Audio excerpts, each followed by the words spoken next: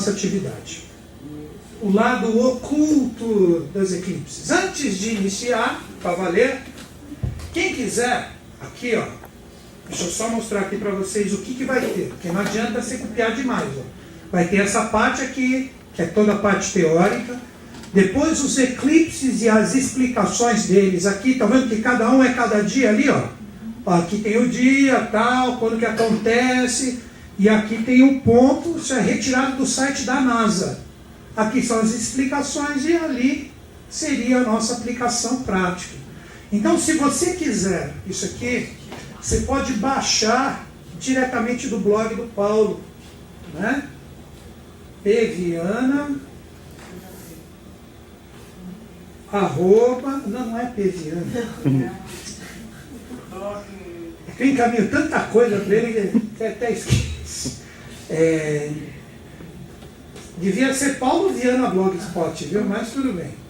miltonschutz.blogspot.com.br, né? .br. Ali vocês baixam todas as apostilas, né? E todo o conteúdo que é disponibilizado aqui nas palestras. Então, ali vocês vão poder ver esses desenhos, essas imagens que eu coloquei e fazer as reflexões junto. Tá certo? Tudo bem? Então tá passado aqui. Então vamos lá, gente. Primeiro entender o que seria um eclipse, né? O que seria essa realidade voltada ao movimento dessas três consciências, é assim que eu prefiro chamá-las, Sol, Terra e Lua. Nós podemos dizer, numa analogia direta, que o Sol representa a realidade causal ou espiritual de todo esse processo. Porque ele é o centro, né? Ele é o centro desse grande átomo, vamos dizer assim, que é o nosso sistema, e nós temos todos os outros astros ou consciências ao redor dele. Aí nós temos quem? Nós temos a Lua, que representa a grande alma, ou a parte da mãe. O Sol você poderia dizer que é o pai. Depois a Terra, com uma consciência de efeito, ou o planeta que geram todos os filhos da realidade desses dois astros, que através de movimentos específicos, eles podem gerar energias fantásticas ligadas a consciências, o qual todos nós estamos inclinados, né, eu sempre gosto de utilizar esse termo, a receber. Porque a astrologia não obriga ninguém a nada. Eu estava falando até para uma pessoa aqui no início, antes dessa atividade de vocês, eu dou um curso de astrologia, né?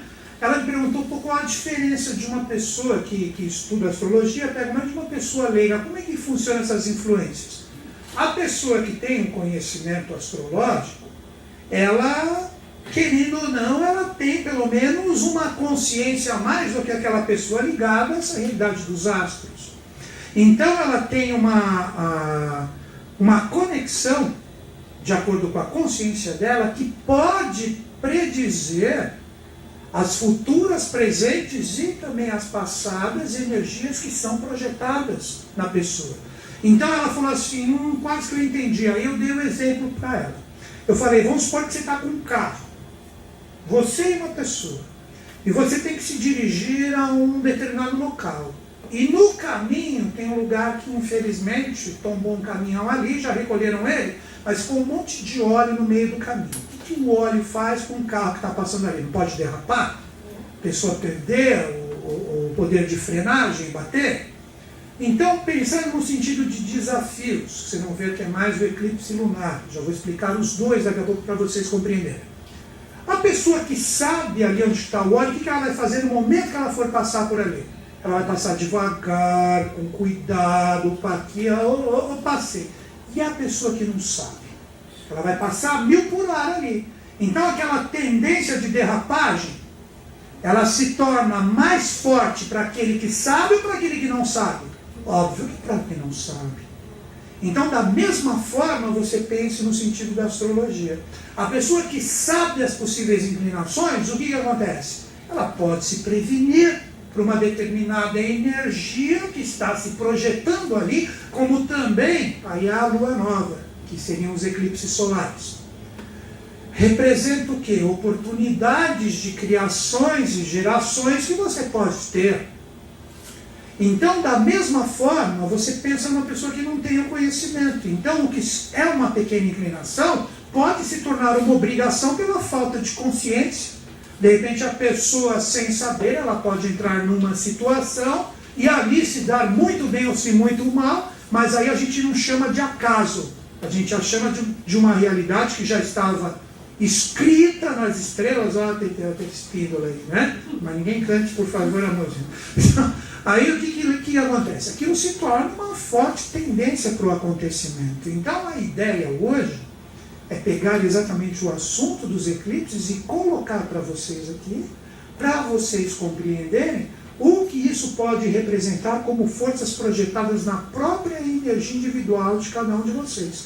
Então hoje a gente pode conversar, tanto no seu sentido coletivo, vocês vão perceber, isso eu li num livro sagrado, né? Que quando a sombra ou a escuridão se projeta num determinado lugar é porque aquele lugar está sendo julgado pelos seus atos. Né? Então, você pode pensar tanto na parte coletiva, que são as sombras que são formadas no planeta, como também as sombras que são formadas no sentido individual de cada um de vocês. Aqui na astrologia, né, vocês vão perceber que as sombras maiores acontecerão aqui, ó. Nesses momentos de Áries e de Libra aqui, ó. Aqui quando você pega essas energias, apesar que eu vou falar bem delas, né? Essa está bem próxima, ó, 3 de novembro aqui desse ano, a gente vai ter um eclipse solar. Mas é um eclipse solar que representa um eclipse solar meio difícil. Por quê? Nós estamos vivendo num momento astrológico que Mercúrio está retrógrado, começou hoje. Hoje começou, eu senti, hoje eu cheguei até a consciência, a coisa estava fechada, vocês dois também? Não foi? Vocês dois não chegaram aqui para ver a palestra de manhã, não estava fechada a consciência? Nós temos uma grande tendência, e muita gente não sabe dessa inclinação astrológica, de ter problemas na comunicação, de você chegar antes ou depois de determinadas coisas, falarem coisas para vocês, que vocês entendem uma coisa e queriam que fossem falar do outro. Você aguardar o retorno de uma coisa e essa coisa não vir, e você ficar chateado porque não foi como você queria. Então, muita atenção, hoje até o dia 10 de novembro, que é a última retrogradação do planeta Mercúrio. E por que ela é tão importante? Porque ela está conjunta ao planeta regente do ano, que é Saturno. Por isso que é uma retrogradação difícil. Eu até acho, posso estar enganado, que de hoje até o dia 3 de novembro pode existir alguma coisa no mundo que aconteça que seja de grande proeminência. Não estou falando que é uma certeza, estou falando que é uma possibilidade, principalmente pelo fato do eclipse do dia 3 de novembro. Estão entendendo o processo? Porque 3 de novembro vai estar assim, ó, vai estar a Terra, a Lua, o Sol, junto de Mercúrio, que está retrógrado, e Saturno, que é o regente do ano. Vai estar todo mundo junto. Então, quando você pega todo mundo junto, quem que vai estar? A força causal, vai estar a força da alma, que eu já vou explicar a Lua nesse contexto, a Terra, que é o local dos efeitos, junto de Mercúrio, que vai estar retrógrado, que acompanha o Sol, Mercúrio, e o Saturno, que é o regente de todas essas consciências. Então é um momento que a gente tem que tomar muito cuidado. Vamos ver o que é plantado. Porque Lua Nova é sempre um momento onde você planta, você joga a sementinha ali. É um momento muito, vamos utilizar esse termo, ele é tão malhado já, mas vamos utilizar esse termo quântico. É um momento que você joga a sementinha ali e vamos ver o que dá. Isso está no signo de Escorpião. Tanto pode representar uma transformação intensa para o bem, como uma transformação intensa para um desafio extremamente pesado ou ruim, no sentido de consciência da humanidade. Aí que vem o lance legal da atividade, utilizando esse lado oculto, vamos chamar assim, e a aplicação da astrologia. Isso não acontece só no contexto mundial. Acontece na energia de cada um. É aí que está aquele bendito setorzinho que eu falei ligado ao 3 do 11. Que esse setorzinho de cada um de vocês é onde essa energia vai se projetar. Então é uma semente imensa de Deus, vamos chamar assim, Deus, arquiteto do universo, nome que você queira dar, que ela se parte em milhares de consciências, ou pó de estrela, seria como se fosse uma semente estelar, que cai em cada um de vocês nesse setor correspondente, porque você faz parte do planeta Terra. O planeta Terra existe como consciência coletiva porque nós somos pequenas partes que, somadas, representamos essa força, essa consciência. Então, essa grande semente para todos, ela tem também a sua nuance particular, que é essa projeção no mapa de cada um de vocês. Entenderam o diferencial de você estar aqui? Então você vai ter a condição de saber onde está essa energia. Então vamos seguir. Vamos entender então agora o eclipse. Sendo que a gente compreende o Sol como energia do Pai, o doador da vida, e hoje nós estamos, por mais que tenham muitos lunáticos na Terra, e eu sou um deles, né? Nós estamos na Terra, que é onde nós vivemos o efeito disso tudo. Agora vejam como é fácil entender isso no sentido vibracional, mesmo que você não tenha conhecimento nenhum astronômico. O Sol está numa velocidade incrível, indo para o centro do universo. Mas a gente não consegue perceber isso. Mas se o Sol desse uma freada, a gente desapareceria na hora. Já pensou o Sol dando uma freada? E pum! Não dá. A Terra está ao redor do Sol. A Terra está ao redor do Sol, por isso que a gente tem como convenção esse movimento da Terra ao redor do Sol, um ano solar. Por isso que no nosso calendário gregoriano nós adotamos o ano solar. Porque a gente considera o Sol marchando um mês em cada um dos signos. Já existem civilizações que consideram quem? É o calendário lunar. Porque olha aqui o jogo de pai e mãe cósmicos. A Terra está ao redor do Sol. E a Lua está ao redor de quem? Da Terra. Então quem é que dá? Olha que interessante o jogo. Os raios solares vêm para cá. Aí quando os raios solares chegam aqui, existe um campo de consciência que é feito e gerado pela Lua, que está ao redor da Terra. Porque se você pensar, quer ver você entender isso que eu estou falando, para você entender esse campo de consciência, eu estou falando tudo isso para você entender o que é eclipse. Tá? Não pense que eu estou enrolando aqui para ganhar tempo na palestra. Né? Sim, eu gosto de conversar, se quiser a gente conversa depois lá fora, né? Não tem problema. Se você pegar um átomo, ele não é composto, o núcleo, com prótons e nêutrons, a Alice que é cientista me ajuda se eu estiver errado. Aí depois você tem o quê? Os elétrons ao redor do átomo, não é assim que é um átomo, Alice? E não existe um campo aqui de energia que é gerado pelo movimento dos elétrons, que aí chega a coisa da valência, que perde elétron, ganha elétron, não é assim? Que existe a teoria de octeto, que está ligado ao 8, que para ele se equilibrar ele tem que formar o 8. Quem tem mais 8 ele libera energia, quem tem menos ele capta, não é assim, Alice? Então, tá vendo? Se uma cientista falou que eu estou certo, então, né? Então, guarda aqui, não existe um campo energético aqui pelo movimento dos elétrons, assim que você vai entender os eclipses. Você tem que entender um pouquinho no contexto real para que você entenda o místico. Porque o que mais existe por aí é loucura, né? Ah, eclipse, então vamos lá, coloca a roupa roxa e vamos pular. Pelo amor de Deus, chega disso, né? Chega. Então existe um campo energético ligado pela Lua, que está em total correspondência com a Terra, que nenhum raio solar, como doador da vida, chega na Terra sem que tenha a influência solar também. Por isso, então, se você parar para pensar, aqui é o raio de vida como o raio solar, as tempestades solares, que tem aquele ciclo de 11 em 11 anos, que se você estudar, tem 11 anos para ir, 11 para voltar, está ligado aos 22 arcanos do tarô. Então essa energia do Pai, quando ela entra aqui, ela entra nesse movimento aqui da Lua, que representa a mãe. A Lua é sempre a mãe. Em todas as tradições, se você pegar Ísis no Egito, lunar, né? Então sempre a mãe está ligada à Lua, as divindades lunares. A Lua dá a matiz, a forma e a nuance para a energia solar que é enviada aqui antes de chegar na Terra. Daí que você pega um livro sério, que segue as linhas do ocultismo, ele fala o quê? Que nada entra ou sai da Terra sem que passe pela Lua. Mas não é a Lua só como satélite da Terra ou como o planeta na astrologia. É todo o movimento que ela faz ao redor. Por isso que se você pegar, quer ver a sapiência na prática, chega para um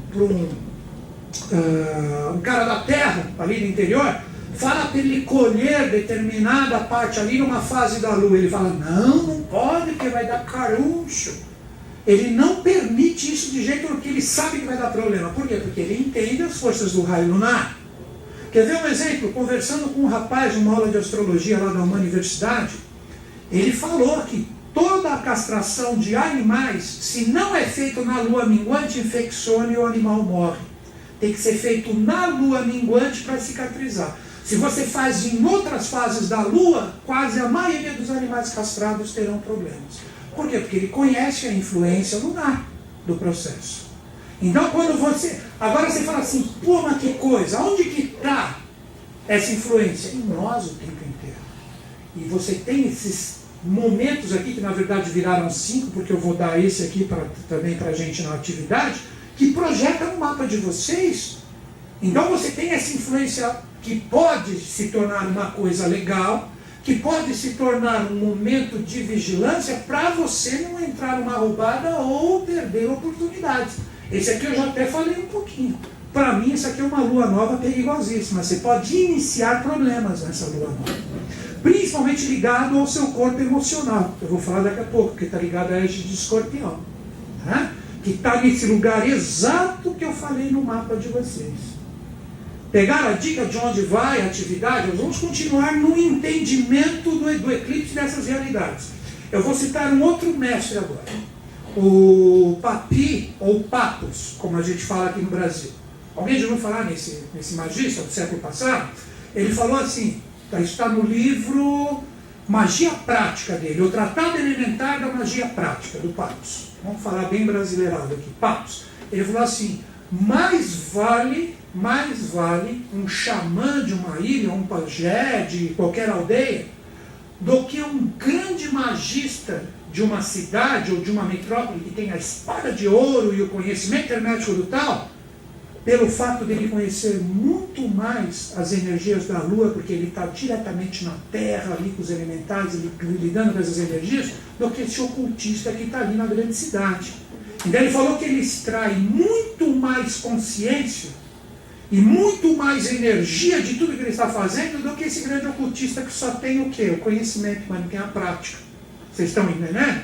Então quando a gente começa a entender esse movimento lunar, a gente começa a entender como as energias solares engravidam, vamos falar assim, engravidam a área ou a região o qual nós temos o movimento lunar, que vai se projetar onde? No planeta Terra, que é onde nós estamos. Aí você vai perguntar assim, aonde estão esses 12 setores, Schultz? É assim, ó, que nós chamamos de casas astrológicas. É como se você pegasse o planeta Terra e pensasse nele como se ele fosse uma imensa mexerica.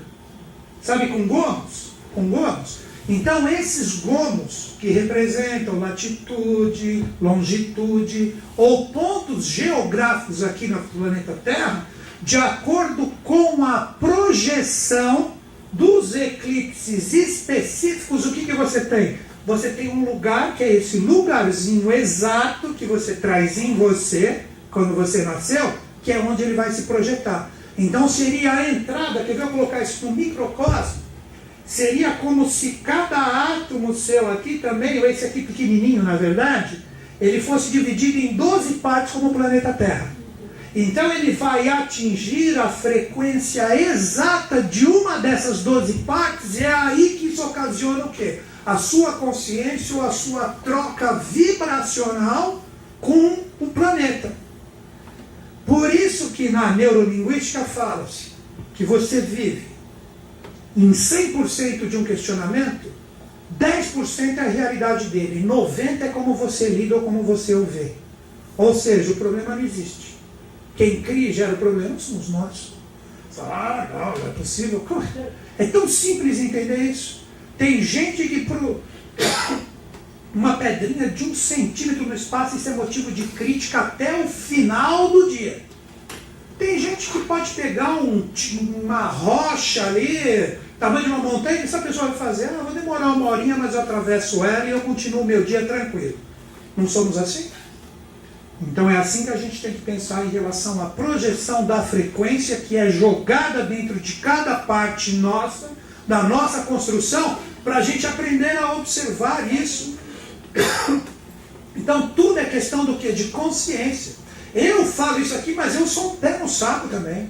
Minha esposa que eu diga. Tem dia que ela fala, não, como você tá chato, aí cai a ficha. Pô, eu falo tanto e na hora da prática, olha o Beelzebub que eu sou aqui, né? E pego no pé daquela besteirinha e não sei o que, não sei o que, não sei o que. Aquela coisa de casal, né? Tipo, pô, já lavei a louça 4 dias aqui, não dá pra você lavar uma vez, pelo menos? Pronto, eu pisquei, então eu vou lá e lavo se eu estou incomodado com ela e pronto. Não é? Porque tem que pegar no pé do outro se ela está suja. Vocês estão entendendo? Então tudo é questão de como você vê o mundo. Consciência. Agora que vocês compreenderam um pouquinho esse campo vibracional, que eu vou detalhá-lo melhor no próximo slide, vamos entender no sentido da movimentação dos astros, como que os eclipses são formados. Primeira coisa, vocês já entenderam que a Lua fica ao redor da Terra e nós temos sempre o Sol como referência. Ok? Todo mundo entendeu isso? Quando a Lua ela está alinhada com o Sol e com a Terra, ou quando a Lua está no meio dos dois, nós temos o que nós chamamos de eclipse do Sol. Por isso que quando a gente observa o eclipse solar, como é que ele é? Ele forma o quê? Ele escurece, a Lua fica totalmente na frente do Sol, e aí os cientistas, o que eles estudam? Eles estudam o que eles chamam de coroa solar. É dali que eles têm oportunidade de ver como está a atividade solar, no sentido das famosas tempestades que vão ser lançadas. Porque dá para você olhar o Sol diretamente? Não.